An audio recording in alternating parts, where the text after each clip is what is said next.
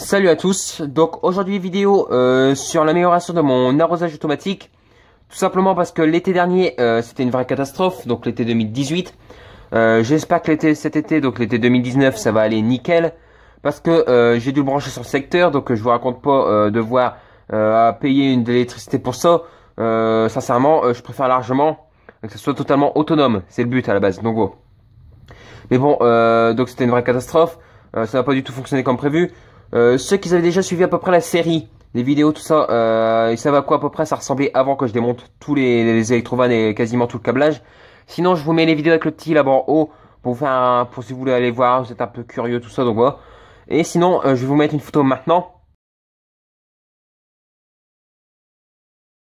Donc voilà, comme ça vous avez vu à peu près à quoi ça ressemblait avec les électrovannes en bas, la pompe qui était ici, qui est là-bas en dessous, qui se cache, avec encore des circuits là-bas en haut, des fils en plus, donc voilà. Mais sinon, gros problème, donc je vais faire deux améliorations principales. Tout simplement le rajout d'un circuit de protection pour la batterie. Parce que comment dire que si je voulais, je pouvais tirer 10 ampères et descendre à 0 volts. Là-dessus, la batterie, elle s'en foutait. Elle allait pas sortir 10 ampères, mais bon, ça allait vraiment une catastrophe. Donc, voilà. Là, circuit de protection, au moins comme ça, je vais conserver au maximum ma batterie. Parce que bon, ça joue aussi là-dedans le fait que c'était une catastrophe. Mais je vais surtout remplacer, refaire intégralement cette carte-là. Qui va tout simplement me permettre d'avoir un truc totalement autonome cette année en solaire. Parce que là, quand j'avais de l'humidité, donc les sorties étaient actifs et ça me m'activait mes relais, ce qui consommait un bras. Là maintenant, grâce à ce petit module, donc qui est tout simplement un trigger de Schmitt, donc qui va être une porte inverseuse de référence 74 HC14N, qui va même verser les signaux. Donc quand ça va être actif en sortie du capteur, mon relais va recevoir un signal inactif. Et quand je vais être inactif en sortie de capteur, ça va recevoir un signal actif. Donc il va m'activer mon relais à ce moment-là. Donc voilà. Bon sinon voilà. Ça je vais le refaire intégralement. Donc sur cette carte-là, à la verticale normalement tout passe. Et puis voilà. Donc je vais faire ça. Je vais pas tarder des heures. Je vais commencer ça tout de suite. Donc je commence la carte et on se retrouve tout de suite. Donc ça y est, après 4-5 heures de soudage, de câblage, de bourrage de crâne on va dire, pour savoir comment passer quoi qu'est-ce, j'ai presque totalement fini mon boîtier, refaire mon boîtier on va dire, pour dire rapidement. J'ai remonté intégralement mes électrovannes, parce que je les avais démontés intégralement, pour pouvoir les nettoyer tout ça, parce que bon, c'est d'eau de pluie, ça s'encrasse un petit peu, pareil pour la pompe qui était relativement propre, pareil pour tout ce qui est tuyauterie fait maison, qui est juste là-bas en dessous, que j'ai nettoyé aussi parce qu'il y avait pas mal de crasse, donc voilà. Donc ça, tout ça c'est remis à neuf. Ensuite pareil, à ce niveau-là j'ai refait un petit peu de câblage. Comme j'avais dit, j'ai rajouté mon module de protection, donc de récup, je l'ai testé. Donc en termes de tension de coupure, donc c'est à 2,8 volts. Donc dès que je passe en dessous de 2,8, il coupe automatiquement, donc ça c'est nickel. Pour rappel, les modules de charge batterie lithium de référence TP4056, eux ils coupent à 2,5 volts.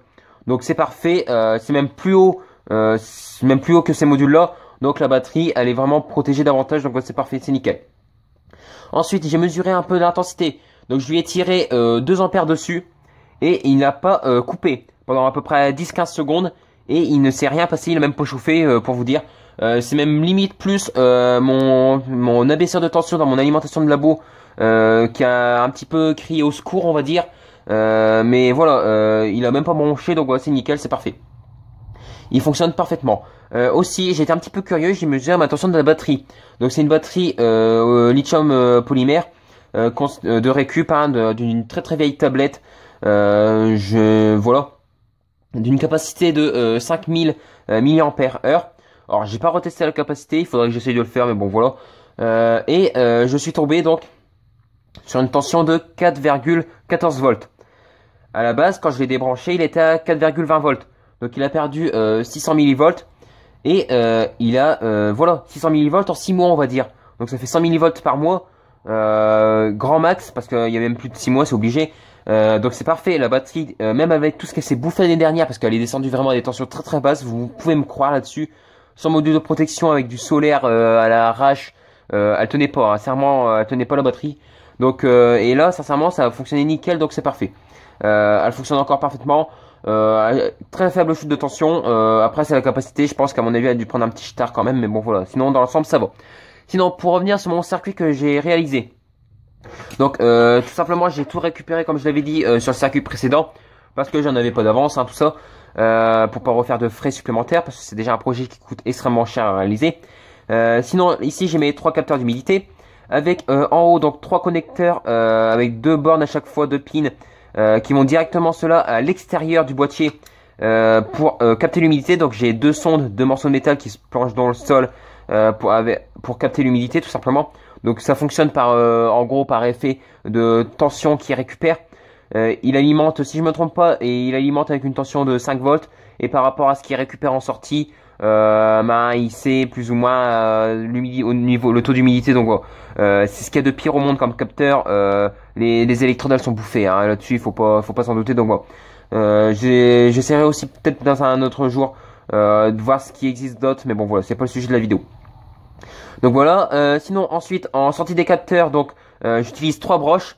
Donc VCC, GND et D0. Donc le VCC de tous les capteurs donc, est directement raccordé sur les bornes de droite, de gauche.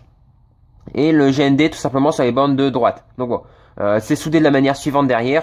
Donc voilà, ça fait directement une ligne de connexion de chaque côté. Donc voilà, rien de très compliqué.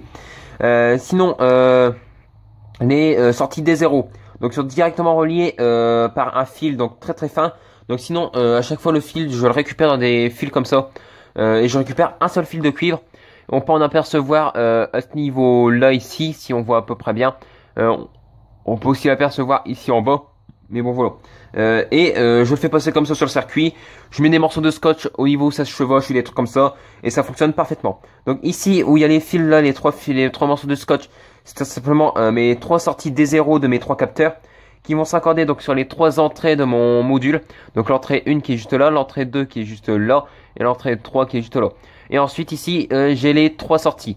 Donc avec 2 borniers ce coup-ci j'ai mis. Alors pourquoi j'ai mis 2 borniers tout simplement pour réutiliser ce connecteur là parce que j'avais déjà mis 2 borniers directement sur ces capteurs là de base. Mais aussi j'aurais très bien pu mettre un transistor parce que on pourrait se dire voilà, je vais alimenter je vais faire commuter des relais après. Ça doit quand même demander un certain courant. Cette puce là si je me trompe pas supporte à peu près jusqu'à 25 mA. Mais bon pour un relais c'est largement pas assez. Mais le truc en fait c'est que ces relais là ils ont un système donc avec moi j'utilise une double alimentation. Donc une première alimentation par ce petit circuit qui est juste là qui va gérer donc tout ce qui va être commande. Donc et aussi un relais donc ce relais là qui va être tout simplement le relais de luminosité. Et un deuxième circuit 5 volts, donc celui-là qui est de puissance, qui est juste là-bas en dessous, que l'on voit plus ou moins, qui est juste là-bas, qui commande tout ce qui est puissance. Donc lui, il va vraiment commander les bobines des relais, des 6 relais. Donc voilà. Et en fait, le signal donc que je récupère, c'est un signal négatif, donc c'est une sortie de courant qui sort. Le VCC donc passe par l'autocoupleur, qui est juste là, d'un relais, passe aussi par une résistance et une LED. Et ensuite, c'est la sortie de la LED qui vient sur toutes les autres bornes, donc les sorties. Donc c'est un courant très très faible, c'est le courant d'une LED plus ou moins, avec une résistance à un autocoupleur, donc vous imaginez le courant qui doit être vraiment ridicule, qui sort.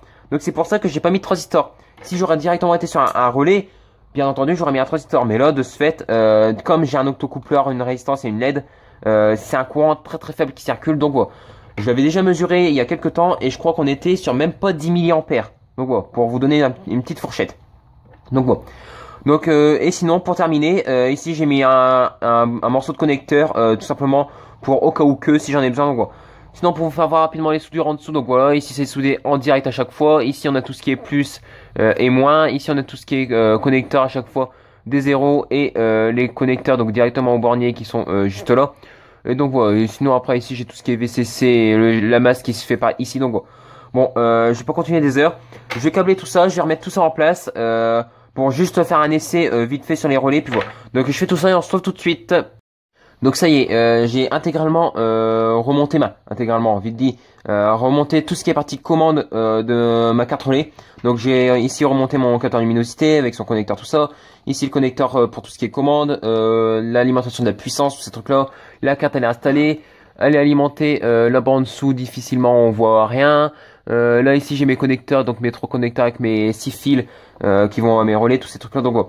Là ici donc j'ai mes 3 fils volants que j'ai connectés pour simuler une humidité max. Ensuite donc voilà, j'ai rien de spécial en plus. Je mets sous tension. Donc là pour rappel, avant quand j'avais une humidité max, mes relais étaient allumés. Là ils sont éteints, c'est nickel jusqu'à présent. Là mes cartes sont bien allumées, donc voilà. Bon, ça fait un petit peu sapin de Noël sur les extrémités, mais bon voilà. Donc là ensuite, quand je débranche un fil donc pour simuler une humidité qui descend, donc qui est trop faible par rapport à ce qui a été réglé, tout simplement ça va activer donc 2 relais et un relais donc va être pour une électrovanne et un relais pour la pompe avec 3 relais qui sont branchés en parallèle pour la pompe. Donc voilà. Mais bon voilà, sinon c'était un petit peu le fonctionnement du système. Une petite démonstration rapide pour vous montrer un petit peu l'efficacité de la carte. Donc voilà. Donc bon, je vais pas continuer la vidéo des heures. Si jamais vous avez des questions que ce soit sur ce projet particulièrement ou autre, hein, peu importe. Si ce projet vous intéresse, n'hésitez pas à me poser en commentaire la vidéo toutes vos questions. J'essaierai d'y répondre du mieux que je peux. Ensuite, si vous avez aimé la vidéo, bah, n'hésitez pas à mettre un petit like, hein, ça fait toujours très plaisir. Ça fait aussi un petit peu meilleur référencement sur YouTube. Aussi partagez la vidéo, très important, hein, pour faire découvrir la chaîne, tous ces trucs là. Donc voilà. Et le plus important de tout, mais de tout, c'est de vous abonner, parce que c'est ça vraiment qui fait évoluer la chaîne.